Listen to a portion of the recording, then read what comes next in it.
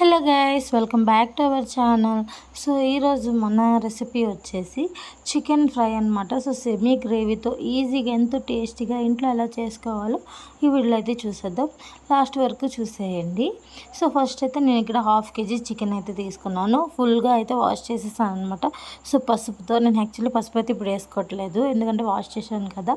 కొంచెం ఉప్పు అండ్ అలాగే ఒక 2 పచ్చిమిరపకాయలు వేసుకున్నాను. సో ఇలా వేయడం వల్ల ఫ్రై చేసేటప్పుడు టేస్ట్ అయితే బాగుంటుంది. సో ఇలా చేసిన తర్వాత నేనైతే ఇప్పుడు కారం అలాగే గరం మసాలా, సో కొంచెం అల్లం వెల్లుల్లి పేస్ట్ని కూడా వేసుకున్నాను. సో వేసుకున్న తర్వాత ఇప్పుడైతే మొత్తాన్ని మిక్స్ చేసేస్తున్నాను. సో మిక్స్ చేసుకున్న తర్వాత ఇది 1 అవర్ అయితే ఫ్రిడ్జ్లో పెట్టుకోండి.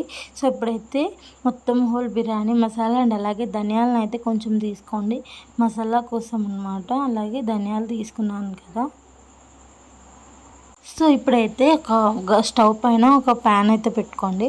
సో ఆయిల్ ఏమీ వేయకుండా మన మొత్తం బిర్యానీ మసాలాని అంతా డ్రై రోస్ట్ అయితే చేసుకోవాలి. ఇదైతే సిమ్లో పెట్టే చేసుకోవాలి, హై ఫ్లేమ్లో పడ్డదు, మొత్తం అయితే మాడిపోతుంది. ఇదైతే మిక్స్ చేసి పక్కన పెట్టుకోవాలి. ఇప్పుడైతే ప్రాసెస్ చూసేద్దాం.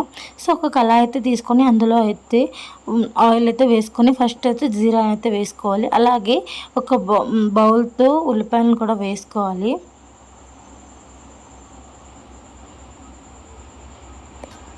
అల్లం వెల్లుల్లి పేస్ట్ వేసుకున్న తర్వాత ఒకసారి అయితే మొత్తాన్ని ఇలా కలుపుకోండి. సో చూసారు కదా, ఇక్కడైతే మొత్తం మసాలా అంతా బాగా పట్టింది. ఇప్పుడు 1 అవర్లో ఫ్రిడ్జ్లో పెట్టుకున్నాం. దీన్ని అయితే చికెన్ అయితే మనం ఇందులో అయితే వేసుకోవాలి. సో ఫస్ట్ అయితే ఒకసారి మొత్తం అయితే కలిపేసుకున్న తర్వాత ఏం వేసుకోవద్దు. ఇప్పుడైతే మూత అయితే పెట్టేసుకుంటున్నాను. సో మూత పెట్టిన ఒక 15 మినిట్స్ లో ఫ్లేమ్లో అయితే బాగా ఉడకనివ్వాలి. సో ఇలా చేయడం వల్ల మనం ఫ్రిడ్జ్లో పెట్టాం కదా, సో మొత్తం అయితే బాగా అవుతుంది 15 నిమిషాల తర్వాత. ఇప్పుడైతే పసుపు, ఉప్పు, కారం, గరం మసాలా అలాగే ధనియాల పొడి, జీరా పౌడర్ కూడా తీసుకొని సో మొత్తాన్ని అయితే ఇప్పుడు మనం ఉడికే చికెన్లో అయితే వేసుకోవాలి. ఇలా వేసుకున్న తర్వాత సో వేసుకున్నాను కదా, వేసుకున్న తర్వాత అలాగే ఇందులో ఒక బౌల్తో కరివేపాకు అండ్ అలాగే పచ్చిమిరపకాయలు మధ్యలో కట్ చేసుకుని అయితే వేసుకోవాలి. సో ఇప్పుడైతే మొత్తాన్ని ఒకసారి అయితే కలుపుకోవాలి.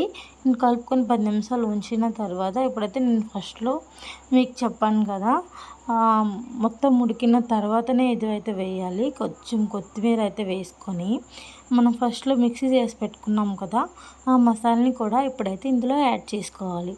సో ఇది లాస్ట్లో వేయడం వల్ల టేస్ట్ అనేది చాలా బాగా అంటే వస్తుంది.